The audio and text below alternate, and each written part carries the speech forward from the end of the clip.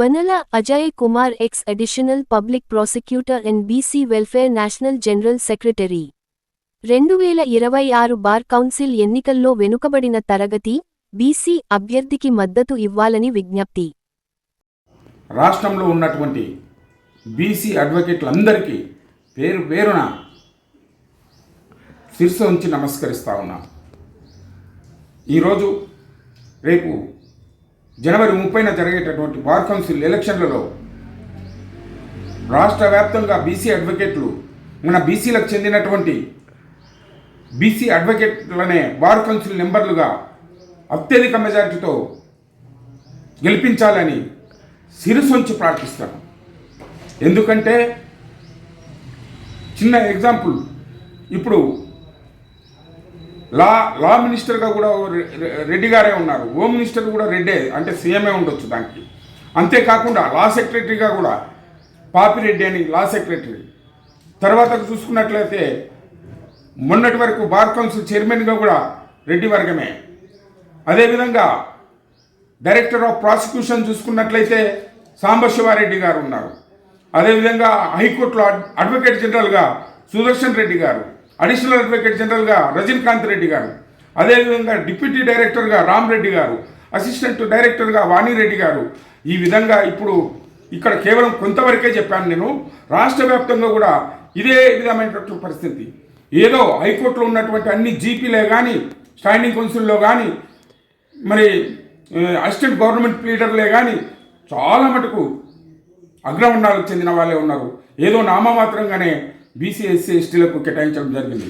అంతేకాదు స్వాతంత్రం వచ్చి 77 సంవత్సరాలైన మనకు హైకోర్టు స్థాపించినప్పటి నుంచి ఇప్పటి వరకు కూడా హైకోర్టు బార్ కౌన్సిల్ చైర్మన్గా అగ్రవర్ణాలకు చెందినటువంటి వాళ్ళే ఉన్నారు. గత 20 సంవత్సరాలు కూడా ఒకే వ్యక్తి 20 సంవత్సరాలుగా అగ్రవర్ణాలకు చెందిన వ్యక్తి ఉన్నారు. అంటే ఇప్పుడు మనకు బీసీలకు చాలా అన్యాయం జరుగుతూ ఉంది. ఈరోజు రాష్ట్రంలో మన బీసీలందరూ బీసీ అడ్వకేట్లు ఒకతాటికి వచ్చి బీసీ అడ్వకేట్లను అత్యధిక మెజార్టీతో గెలిపించగలరని శిరస్సు ఉంచి ప్రార్థిస్తాను. ఎందుకంటే మనకు జ్యుడిషియల్ వ్యవస్థలో తీవ్రమైనటువంటి అన్యాయం జరుగుతూ ఉంది.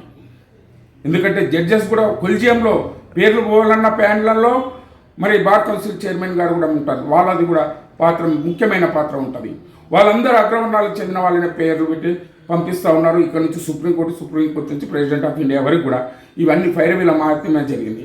మనకు బీసీలకు చాలా అన్యాయం జ్యుడిషియల్ వ్యవస్థలో జరుగుతూ ఉంది.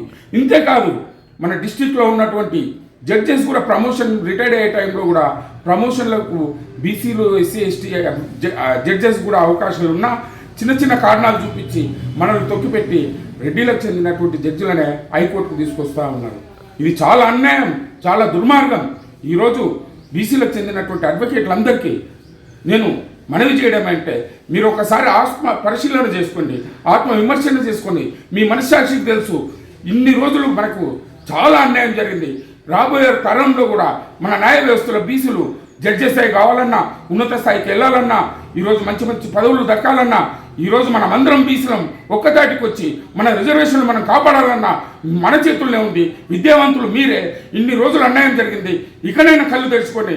మీరు అందరూ కలిసి బీసీ అడ్వకేట్లను బార్ కౌన్సిల్ మెంబర్లుగా అత్యధిక మెజార్టీతో గెలిపించగలరని, అలాగే బీసీ బార్ కౌన్సిల్ చైర్మన్ కూడా బీసీ వర్గానికి చెందిన వారే కావాలని, తద్వారా మనకు రాబోయే రోజుల్లో జ్యుడిషియల్ వ్యవస్థలో ఇక్కడి నుంచే మార్పులు తీసుకురావడానికి పునాది పడుతుంది. రాబోయే రోజుల్లో మన బీసీలు కూడా జడ్జిలుగా కావడానికి కూడా అవకాశం ఉంటుంది.